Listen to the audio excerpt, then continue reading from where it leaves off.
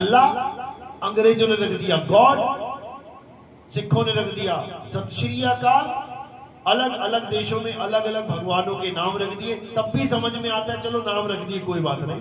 पानी का नाम रखा है तो भगवान का भी नाम रख दिया कोई बात नहीं। लेकिन सबसे बड़ा चक्कर क्या पड़ गया, जब इन नामों को जपने लग गए, भगवान के नाम के अलावा और कोई नाम बता दो जो हम जपते हो। किसी को प्यास लगी है, एक बार भी नाम नहीं जपेगा पानी पानी पानी पानी।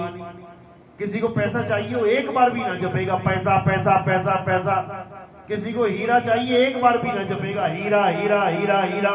उसको पता है जपने से वो वस्तु मिलने वाली नहीं है। लेकिन जब बात आती है भगवान की, तो ये गुरुआ लोग क्या करते हैं, बेटा क्या चाहिए, मुझे राम चाहिए। बेटा जप राम राम राम राम। तुझे क्या चाहिए, मैं भोले शंकर का पुजारी हूँ, शिव जी का पुजारी हूँ। जब बेटा ओम नमः शिवाय ओम नमः शिवाय। तुझे क्या चाहिए, मैं हनुमान जी का पुजारी हूँ। जब बेटा लगा हनुमान चालीसा रटने।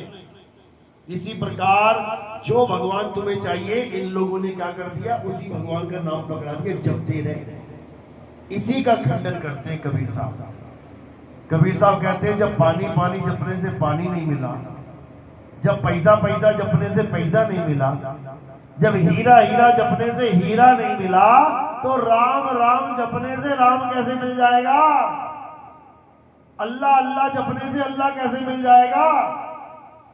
बस इतनी सी बात अगर समझ में आ जाए तो ये 52 का जाल टूट जाएगा, ये सारे मंत्र जंतर खत्म हो जाएंगे और क्या बचेगा, आत्म ज्ञान। क्योंकि वो हीरा और कोई नहीं, आत्मा ही है। वो राम और कोई नहीं, आत्मा ही है। वो शिव और कोई नहीं, आत्मा ही है।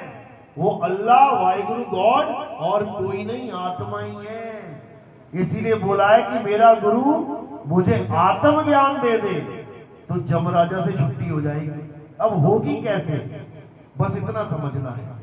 यानी हमारे अंदर एक ताकत है, हम जिसका भजन करेंगे, हम जिसका ध्यान धरेंगे, हम वैसे ही हो जाएंगे। ये हमारे अंदर गुण है। तो इसका एक ही इलाज है, गुरु कहते हैं आत्मा का ध्यान कर।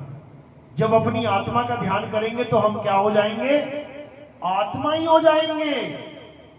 अब अगर हम आत्मा हो गए तो आत्मा को ना तो कोई शस्त्र काट सकता, ना आत्मा को अग्नि जला सकती, ना आत्मा को वायु सुखा सकती, ना आत्मा को जल भिगो सकता है। तो यमराज क्या करेगा, झक मारेगा आके।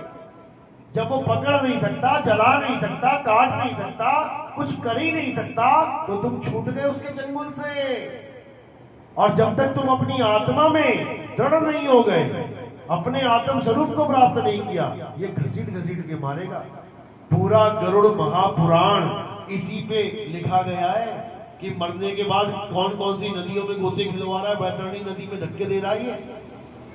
क्यों दे पा रहा है, क्योंकि तुमने शरीर धारण किया हुआ है। एक छोड़ दिया, दूसरा पकड़ लिया, सूक्ष्म शरीर पकड़ लिया। अब सूक्ष्म शरीर को गोते दिलवा दिलवा के मारेगा ये, जैसे सपने में पिटाई होती है। ये मत समझना कि इसी शरीर की पिटाई होती है, सपने में भी पिटाई होती है। राजा जनक एक बार सपना देख रहा था, क्या देखा, 4 आदमी उसको फांसी पे लटका रहे थे। एकदम आंख खुली, डर के मारे हालत खराब, पसीना पसीना। जैसे ही उठा तो 4 आदमी पंखा कर रहे थे उसको, और क्या बोले, महाराज की जय हो। वो कहता है, ओ भाई मुझे ये बता कि ये सच या वो सच। अब वो परेशान, क्या हो गया महाराज, क्या हो गया महाराज। अरे छोड़, ये बता ये सच या वो सच। कहते भाई हमें तो इसके बारे में कुछ नहीं पता। आगे आगे आगे चल पड़ता है, जो रास्ते में मिलता है